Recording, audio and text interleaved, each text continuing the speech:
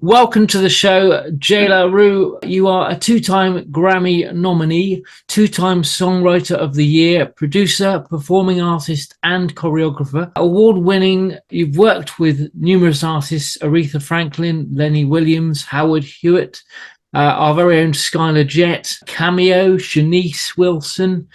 The list is long and distinguished. It's so great to have you on the show. A second visit for you. You've been on the show before. And welcome back. Thanks so much for joining us. And please do tell us more. Thank you, Tom. Glad to be here with you guys. I've been studying some of the other artists and other things that you guys have been doing on there. And it's so inspiring. I'm letting other people around the world know about music for global change and what you guys are doing. And more than happy to be on board here, man. Yeah, it's good to have you. That's how we stay positive. Whatever you have to do, whatever you got to do. The reason we've just mentioned that for people who don't know about Stay Positive, it is a fantastic track you and our very own Skyler Jett have produced and is out there in the world to see and go and find on YouTube. It was a project that Skyler originally came up with, which is part of his music for global change. And it's not just in the rap genre, it's in all facets of music, including instruments that's never been heard of or made or seen before. He came to me with the idea, and we thought for once, since he and I both come from a camp that produced and wrote music for the entire world, he living in Europe and I'm still here in the United States, he thought that it'd be a good idea for us to do our first one. And he did all the tracks and his vocals there in the UK, and I did my vocals here in America, sent them back, and we came up with the Stay Positive, the first rendition of it. We're working on our part 2 right now. Oh, cool. Excellent. What we'll do is we'll put a link to the original version in the bottom of this video, people, so whoever's watching this can go and click it and go and take a look. I'm looking forward to part 2 then. Any news on when that's likely to hit? Let's get this one rolling, then we'll back it up. Nice. Yeah, because this is brand new. It's still a new baby for us. But the beautiful thing is, it's a topic. There's so many movies in there, right? Of good stories, from people. They go through it, and they go, you know what? I steadfast, I stayed focused, and I got there. You had to stay positive for that. Yeah. I mean, think of yourself, Tom, for a quick moment. What you were doing before you doing what you're doing now, who you was working for, and you telling yourself, it's got to be something better. I know a better way to make this thing happen. Yeah. And not that you wasn't happy with what you were previously doing, but you knew that it could be something in a better way, and you had to stay positive in order to do what you're doing now. How about that?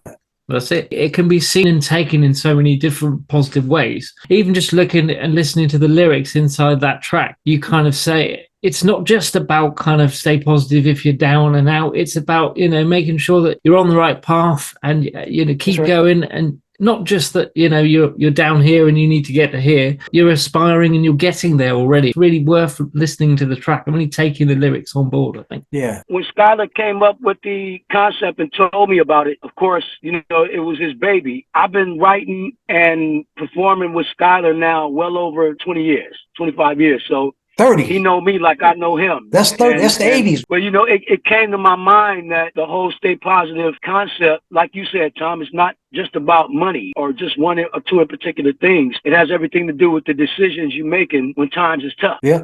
Yeah, definitely. Tell me some stories about your journey. Is so amazing, man. Your family music, right? Sure. That's what I'm saying. It's passed down. Who inspired you in your family? It started with my mom. I'm the 4th of 5 siblings. By the time I was born, my 2 older brothers and my sister pretty much was 7, 8, 9 years older than me. So They already had a knack for the music thing. But my mom, growing up, I'm a 60s baby. So I grew up listening to Sam Cooke. I grew up listening to Donny Hathaway, a lot of Burt Bacharach's production, a lot of Aretha Franklin, a bunch of things that was almost 2-3 decades older than me. Can I ask you something? Did they have any auto-tune back then? No such thing. As a matter of fact, back then, of course, there was still 45s, not just 33s, it was 45s. And my mom still had albums that was played on 78. I remember them big records. Yeah, and they wasn't just big, they was thick.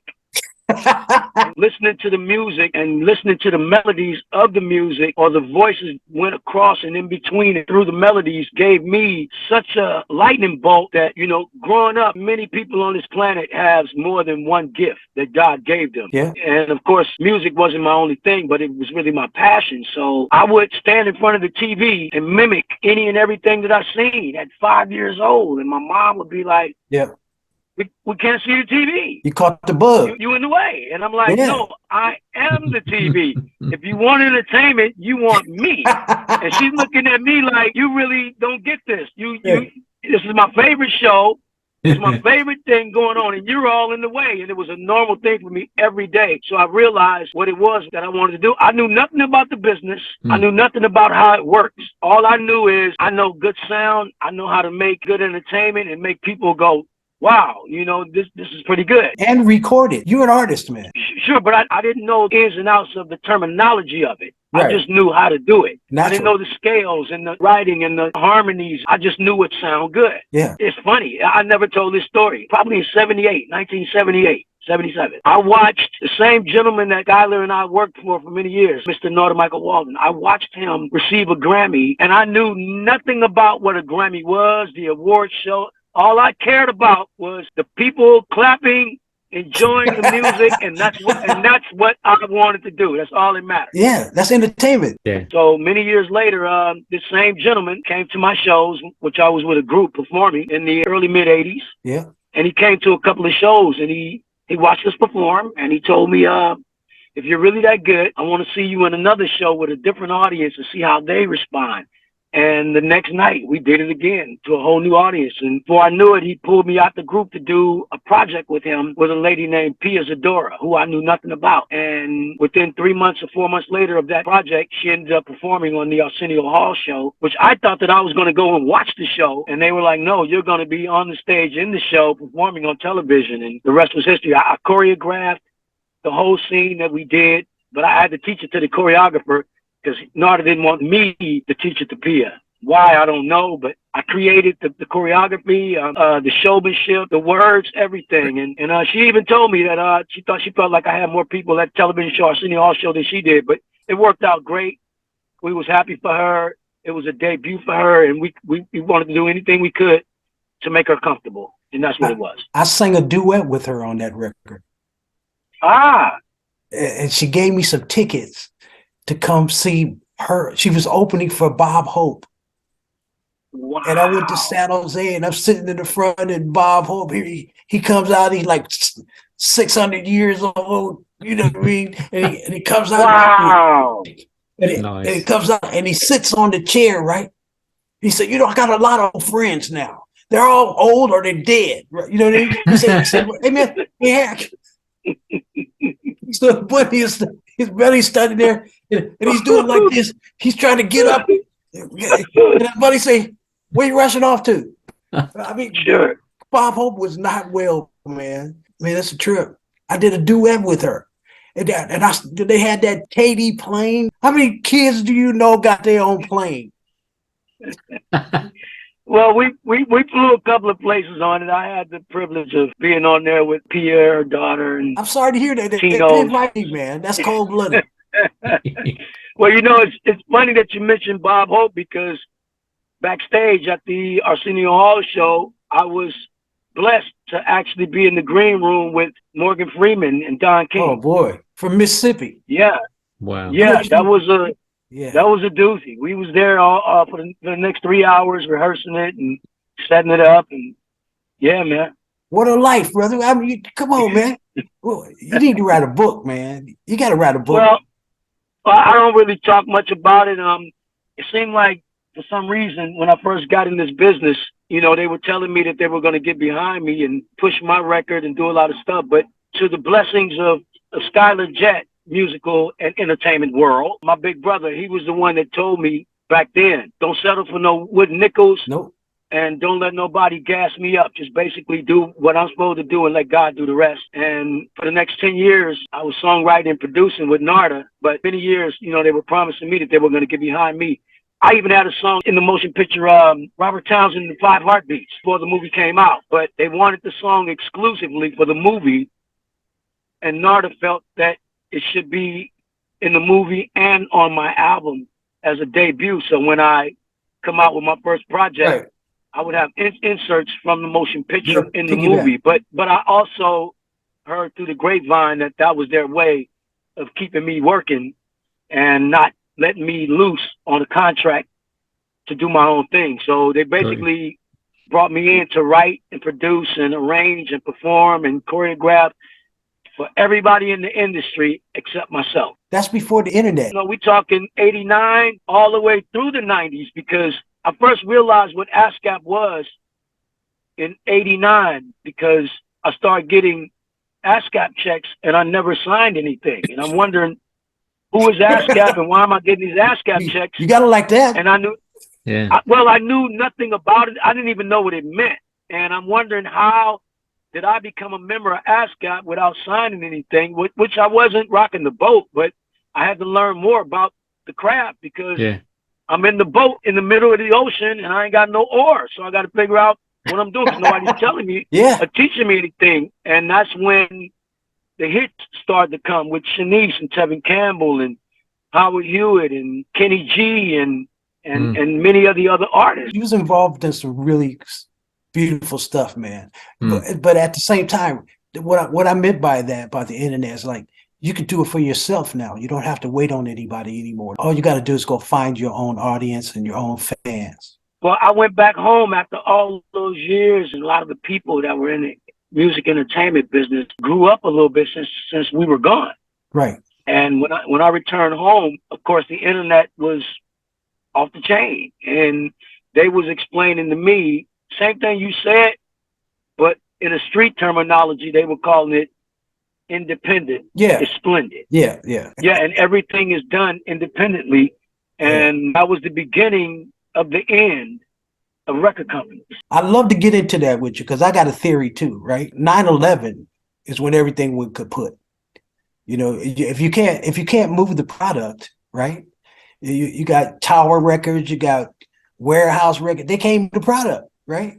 Because when they said the plane stopped flying, that was a problem. Totally agreed. However, a lot of the R&B and pop artists are not the one that started this. Right. They capitalized off it and they deserve every bit of it as well. But those weren't the people that started this. The hip hop side is what started this because they couldn't get record deals. Underground. And by not getting record deals, you're forced to kick the door in the best way you know how. So upon coming home, I discovered maybe 5 or 10 or more dozen platinum artists, independent, that never signed a record deal and looking at me like, so who you working for now?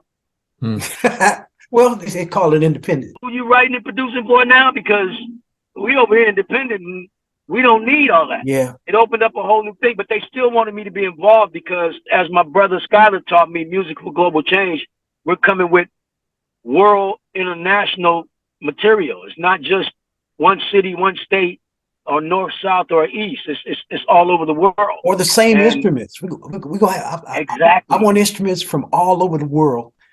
And you plant the right beat and the right message on there with some beautiful melody, and you off and rocking. You know what I mean? You're right. As I love a good little segue, kind of link to what we were just talking about. It kind of links quite nicely. I was going to ask you, obviously, as you kind of alluded there, you're a much more independent artist now. Has it been difficult for you to do the sort of music you wanted to do, or has it been very much an easy transition from, to all intents and purposes, you had to produce certain ways with people like Narda and stuff like that? You had to do certain things. Now you can do your own thing. Has it been an easy transition for you to do that? Was that difficult for you? You know, Tom, that's a great question. And to be honest with you, it hasn't been easy. Let's just say, because I came from independent, doing any and everything that I want in the entertainment industry. And that's what had them come look for me. Yeah. And then upon going with them, with Narda, with Warner Chappell, with Sony, with the companies that he's under, for the next decade, they taught me to do it on a scale so high, on a scale so professional, that I'm not knowing that upon me leaving and starting my own thing all over again, that don't exist where I'm about to go, because I'm going back into the world where I was originally doing what I wanted to do on my own. So all those connections don't tie in to the way that, you understand what I'm saying? Yeah. Yeah. To what I'm doing. Plus, not just that the music changed, but all my career, my short career, I've been catering to all genres of music depending on what they want. I was taught as a kid through the OJs, you got to give the people what they want. Yeah. Yeah. Sure. Every time. And as long as I provide that, you know, they're happy with it. So coming back out of the company majorly and doing my own thing independently, it began to be more of less clean cut, less detail, less worrying. They just want to naturally do it. And it is, you got a lot of youth today that want to do remakes. They don't want to do original stuff.